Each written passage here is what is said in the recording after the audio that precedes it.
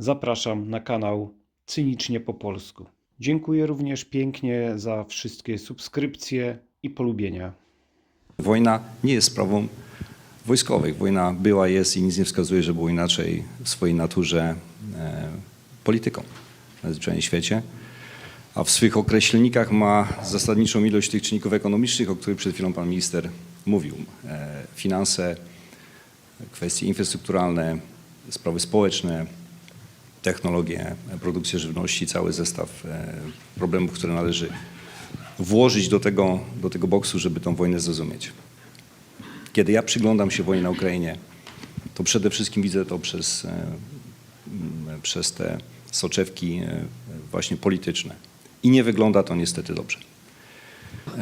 Jeżeli przyglądniemy się instrumentom finansowym, to w tej krótkiej perspektywie myślę, że dla potrzeb tej debaty możemy tutaj przyjąć, że rok, dwa to jest ta krótka perspektywa planistyczna. Nic nie wskazuje na to, żeby Rosja pieniędzy na tą wojnę nie miała. Te instrumenty finansowe, które posiada przed wojną, dynamika wydatków oraz efektywność czy sankcji też, czy całej złożonej sytuacji ekonomicznej wskazuje na to, że Rosja po prostu pieniądze na wojnę mieć będzie. Ukraina ma ogromne problemy finansowe. Wiemy doskonale, ile potrzebujemy miesięcznie, wiemy, jaka jest pomoc amerykańska, pomoc całego cywilizacyjnego Zachodu. Wiemy również, jaka jest pomoc polska w tym obszarze, bo jesteśmy drugim donatorem i chyba powinniśmy być tutaj znaczącym inspiratorem dla innych. Więc to szybkość ścierania się w obszarze finansowym wychodzi w mojej ocenie dzisiaj w tej krótkiej perspektywie na niekorzyść, niestety. I jeżeli, czy to Wilno, ale również inne bardzo ważne wydarzenia polityczne, za chwilę mamy przecież w 2024 roku, a więc w tej krótkiej perspektywie wybory w Stanach Zjednoczonych, które będą częścią tej agendy, no to nie wygląda to najlepiej. Jeżeli chodzi o kwestie społeczne, doskonale wiemy, chyba jak nikt na świecie, że Ukraina po prostu nie ma ludzi. 8 milionów ponad, niektóre statystyki mówią, że nawet więcej, bo mówimy tylko o tej perspektywie, która była widoczna przez naszą granicę, bo przecież przez polską granicę znakomita większość Ukraińców przechodziła. Nic nie wskazuje na to w mojej ocenie, że przez rok czy dwa powstały tak korzystne warunki, żeby Ukraińcy wrócili do domu i rozpoczęli proces odbudowy kraju. Część z nich oczywiście opuściła kraj dlatego, że jest wojna, część została zmuszona siłą i dzisiaj jest gdzieś głęboko w Rosji. Jeżeli chodzi o kwestie infrastrukturalne, czyli ten cały mechanizm, który powoduje zasilanie państwa, energię, no wygląda to w porównaniu z sytuacją w Rosji, która co do skali po prostu jest większa. Po prostu jest większa i w tej krótkoterminowej perspektywie ma możliwość ciągle utrzymywania tego poziomu destabilizacji, tak jak to wygląda teraz. Więc zanim przejdziemy do oceny samej tej części militarnej kontrofensywy, która myślę, że dobrze, że jest częścią tutaj tej debaty, ona może jest oczywiście elementem tylko w znakomitej większości, tak, chodzi o te decyzje polityczne, to wskazane przez pana ministra. Ale odbywa się dokładnie okrakiem, tak jest to komunikowane, tyle w tych obszarze jawnym możemy powiedzieć, tak, będzie się odbywać okrakiem w czasie obrad w Wilnie, więc Wilno jest bardziej szczytem naszej wiarygodności, nie tylko natowskiej, ale jako całego Zachodu. Jeżeli się spóźnimy, jeżeli nie wykorzystamy tej szansy, jeżeli nie wykażemy determinacji, nie damy szansy Ukrainie na to, żeby mogła zbudować swoją bezpieczną przyszłość. Rok, dwa.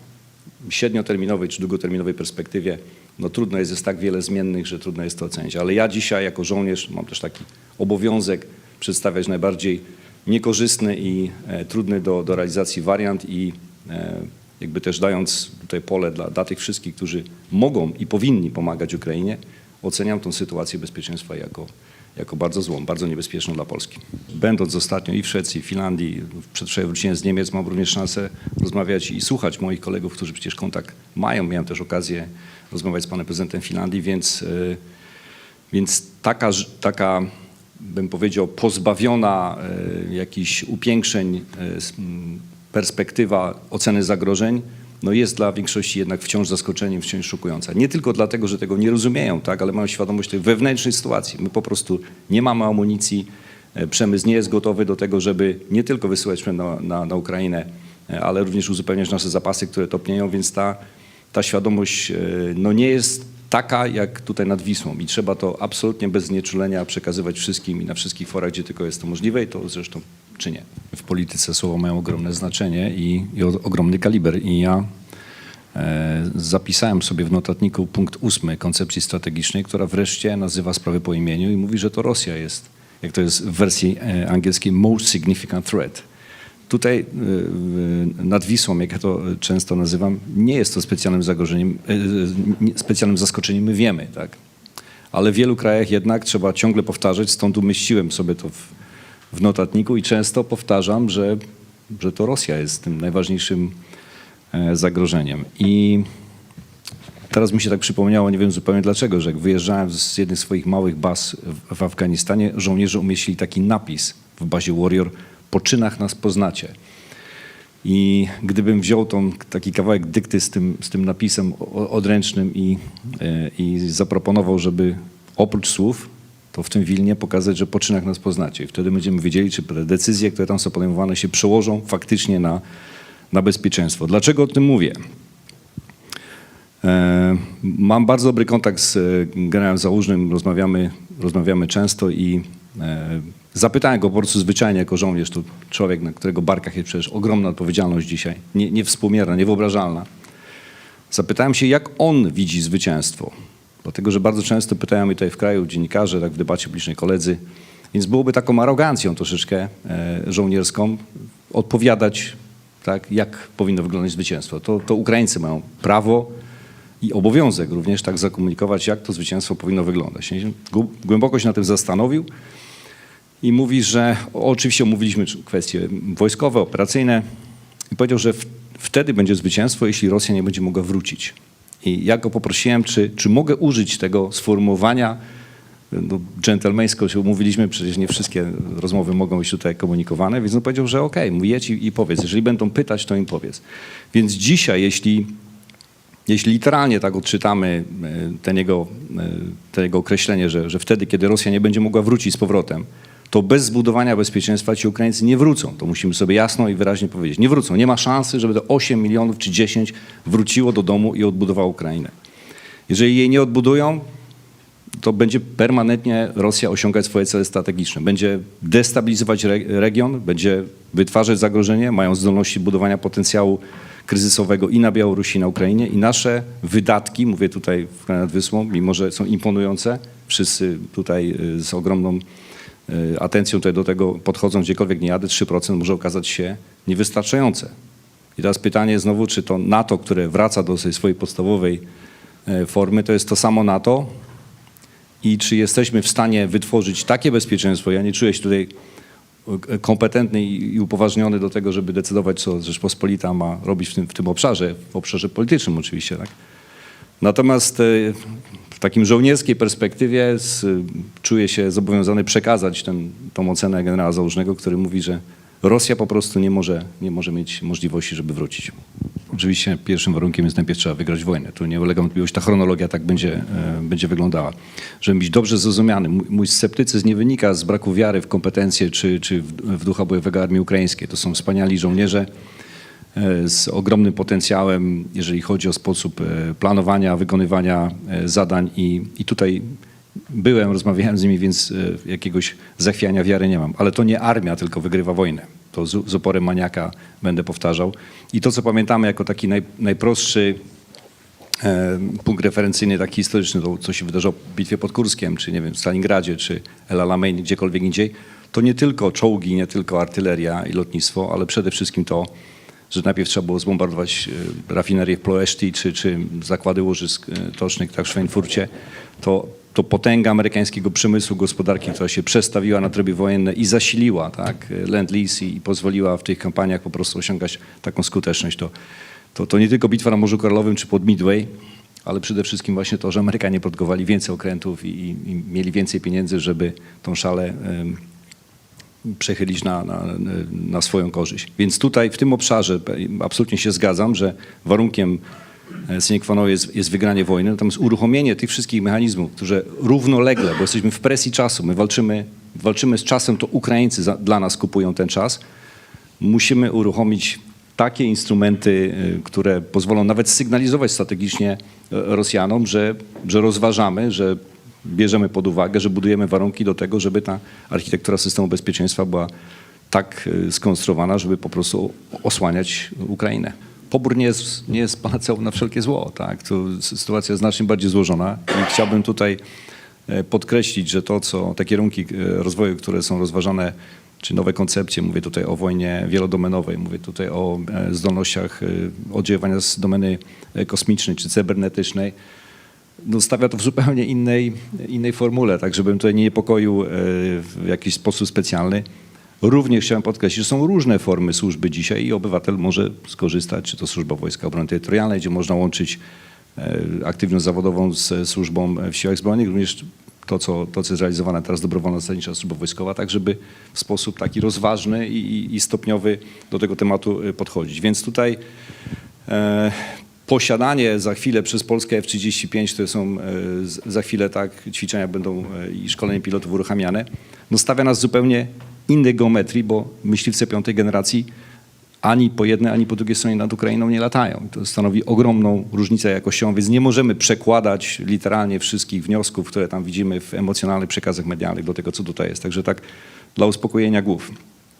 Jeżeli chodzi o kwestię tych wzorców nordyckich, oczywiście tutaj zgadzam się z panią, rozmawiałem i w Szwecji, i w Finlandii na ten temat, jak to nie jest zorganizowane. Natomiast pamiętajmy o tym, żeby bezrefleksyjnie nie wyjmować z kontekstu kulturowego pewnych koncepcji, dlatego że Finlandia, która przez bardzo długi czas była przez nas tutaj podziwiana jako państwo, które ma relatywnie mniejszą demografię, a jednak ten komponent rezerw jest w stanie wystawiać bardzo duży. Teraz w sytuacji, kiedy mają 1300 kilometrów granicy z Rosją, mając kilkunastotysięczną armię, no stawia nas w zupełnie innej sytuacji. Tak? Tam premier, który naciśnie guzik i uruchomi mobilizację, no to mówimy o zupełnie innej skali przedsięwzięcia. Dlatego posiadanie większych sił zbrojnych, takich, które w czasie pokoju wojsk operacyjnych tak, stanowią ten komponent odstraszania, jest właściwszym rozwiązaniem niż rozwiązanie takie tutaj dotyczące rezerw. Ale tak zgadzam się, że należy podchodzić. W Szwecji absolutnie byłem zaskoczony tutaj bardzo pozytywnie efektami właśnie zasadniczej służby wojskowej, która jest pełniona w charakterze tutaj ochotniczym. Także są różne rozwiązania, my mamy swoje nad Wisłą i przede wszystkim nowoczesne podejście, wojna wielodomenowa, taka, na którą nas stać i taką, którą powinniśmy zaplanować tutaj, aby tym zagrożeniom sprostać, które nadchodzą, tutaj co do tego nie ma najmniejszej wątpliwości. Patrząc tutaj na Krzysztofa Wojczala, bo jemu się tutaj przydarzyło napisać takie ciekawe sformułowanie, które powiem szczerze, oczywiście zawsze zakładając, że to pan jest tego autorem, żebyśmy mniej się koncentrowali na tym, jak ma wyglądać ta przyszła wojna, a bardziej się zastanowili, do czego Rzeczpospolita, w jaki sposób będzie tych sił zbrojnych używać. Skoro tutaj zgadzamy się co do tego, że nasza rola wzrasta, to chyba nie ma osoby, która nie miałaby dyskusji, czy to w kraju, czy za granicą, gdzie naprawdę patrzą na nas z ogromną atencją, z ogromnym podziwem, pytają, jakie mamy zdanie, więc tutaj weszliśmy do pierwszej ligi i teraz gdybyśmy zamienili tą metodologię i powiedzieli, że skoro jesteśmy już w pierwszej lidze i chcielibyśmy sił zbrojnych używać jako jednego z elementów, nie najważniejszego, tak? Mówię tutaj o budowaniu oczywiście odstraszania i obrony. Mamy dyplomację, mamy ekonomię, tak, w dużych perspektywach kulturę, to myślę, że taki rodzaj prowokacyjnego nieco, że tak powiem, statementu byłby tutaj elektryzujący. Natomiast zgadzam się tutaj i cieszę się, że pani tutaj wspomniała kwestie chińskie, ponieważ nawet w Stanach Zjednoczonych, kiedy miałem okazję rozmawiać na wielu forach, przywołałem ten temat, że z mojej perspektywy do wizualizacji bezpieczeństwa na świecie są dzisiaj takie swoiste 3 środki ciężkości. Jeden to oczywiście Tajwan, który tutaj oddziałuje na cały system, domyślnie Korea Północna, Chiny. Iran, który ciągle pozostaje potencjałem też kryzysowym, ogromnym na Bliskim Wschodzie i tutaj Izrael, który z ogromnymi też przecież problemami wewnętrznymi teraz jest elementem tej architektury. No i finalnie Polska, która jest kluczowym państwem, jeżeli chodzi o oddziaływanie na wspomnianą przez panią Rosję, to z tego obrazu wyłania się taka podstawowa konkluzja, czyli że ani Tajwan, i tutaj kwestia chińska, ani kwestia Iranu i Bliskiego Wschodu nie są tematem zasadniczym w Brukseli, jeżeli chodzi o NATO. A rozważanie tutaj scenariuszy, jeżeli chodzi o Rosję, bez uwzględnienia postawy chińskiej, to przecież widzimy ostatnio ogromne zaangażowanie tutaj, tak, i spotkania Arabii Saudyjskiej, Iranu, czy też sytuacji na Bliskim Wschodzie, w zglobalizowanym ciągle, jakkolwiek byśmy tutaj o tym decouplingu nie rozmawiali, to w zglobalizowanym świecie wydaje się być absolutnie zasadnicze, więc tak bym tutaj skomentował, że połączenie, to może pan ambasador również jakby zmierzy, na ile te dwa środki ciężkości, czyli kwestia chińska, czy też kwestia tutaj Iranu, mają wpływ na debaty natowskie i finalnie potem na spotkanie w Wilnie, to myślę, że to również będzie interesujące. Dziękuję. Takie uproszczenie komunikatu i powiedzenie, to co ta Rosja teraz zrobi i najlepiej jeszcze kiedy, jest niemożliwe. To jest wróżenie z fusów i to troszeczkę tak jest niedojrzałe, żebyśmy zdefiniowali, że jeżeli Rosja nie ma planów zaatakowania państw NATO, w tym Polski, to jest dobrze, a jeżeli ma, to proszę mi wskazać kiedy.